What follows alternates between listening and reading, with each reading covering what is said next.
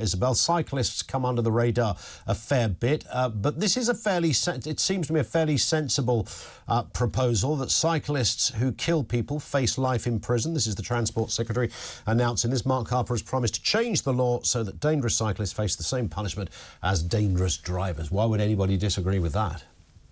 I don't know. It's a funny one. I mean, it's worth obviously observing that it's vanishingly rare for cyclists to kill people. And what that means is kill people whilst on their bikes, cycling irresponsibly rather than in any other way. It doesn't happen very often. This is off the back, I think, of a case that happened, a tragedy in Richmond Park, I think it was. Is that right? Regent's Park, yeah. Regent's Park, where somebody was cycling hell for leather, trying to beat their times, and smashed into somebody who very unfortunately died. Should someone go to prison for that for life? It doesn't seem to me personally a good use of prison time. I wouldn't actually think that a driver who accidentally killed somebody by going too far should go to prison for life, because that is the sentence for murder. And in neither of those cases would it have been intentional. I mean, it's an accident. It's, you know, they were reckless. They should be punished for death by dangerous driving. Yeah. But at a time when we can't even guarantee that the most horrific of violent crimes are punishable by very long sentences, I don't think cyclists are a top target for correcting the judicial mess that we're in. I wonder, though, whether there is now, given that cycling is, you know, clearly more people cycle than used to. It's not loads, but it's more.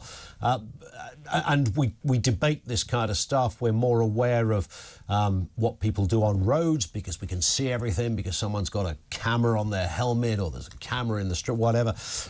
It would be fair to say that we could maybe aspire to have more defined rules for those on two wheels, because it seems a bit wishy-washy at the moment. Well, I quite often cycle to Talk Towers, and when I started cycling in London, I was very kind of rule-abiding and I never jumped red lights and so on. And I've noticed that I myself have changed the way that I behave on the roads, and I quite often do go through red lights where I think where it's quite patently obvious that there is no traffic around whatsoever. Oakeshott, you are going to the county jail for this. Am I? Yes. I think I've given a caveat and said where there is no traffic at all. But I can't do that as a car driver, can I? I can't say, well, there's no traffic, I'll just jump that red light. I'll get the old blue light will come on, or the digital police will flash a camera. Most likely, the person who's in most danger by doing that is me. You know, if you can see very clearly that there's nothing around, the only thing that's likely to interrupt that is if someone comes racing around a corner at some crazy speed. So, look, I'm just being honest and saying that is what a large number of cyclists do. And having heard the new crackdown, if we can call it that, I will definitely think twice about my behaviour, and I think other cyclists might do too. But you only have to look at the number of Deliveroo, Uber Eats cyclists whose identities you can't even make out because they routinely have their faces covered, to see that loads of bad cycling behaviour takes place on our streets. And trust me, I'm one of the timid ones. Yeah, well, you do ride a penny farthing, it's fair to say, Isabel, so that does kind of slow you down somewhat. I am speedy. I can get between my place and Talk Towers in about 10 minutes, you know, especially if I bust a few rules on the way.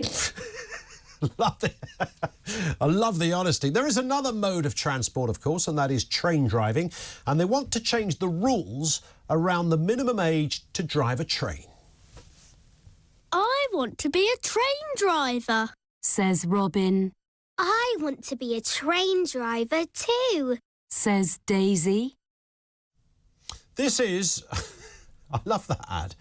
This is the proposal, Isabel, to reduce the minimum age for driving a train on Britain's railways from 20 to 18. I nearly choked on my Frosties this morning when I read this, that the idea that some knackered, hungover old young teenager, is going to be driving me on a train to work is horrible. I can't believe you can drive one at 20, to be honest. 18 seems preposterous.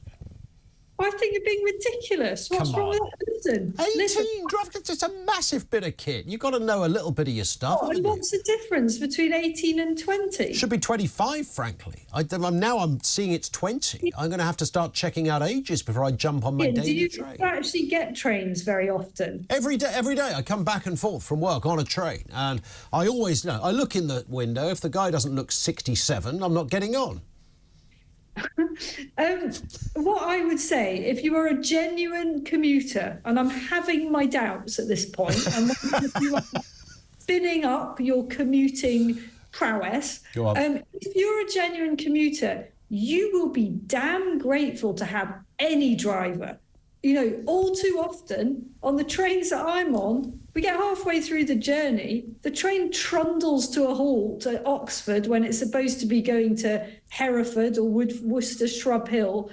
And someone comes over the tannoy and says, "Sorry, ladies and gentlemen, very apologetic for this delay, but we don't have a driver."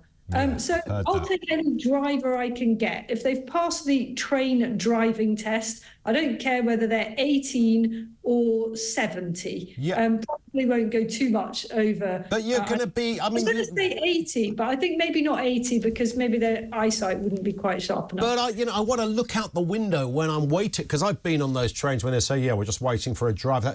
Waiting for a driver, of all things you might be waiting for that you didn't plan for. The driver, for goodness sake. And I share the frustration. But looking out of my train window and seeing skinny jean-wearing dodgepot with his Nintendo Switch and half a spliff in his hand going, yeah, where do you want me to take you, man?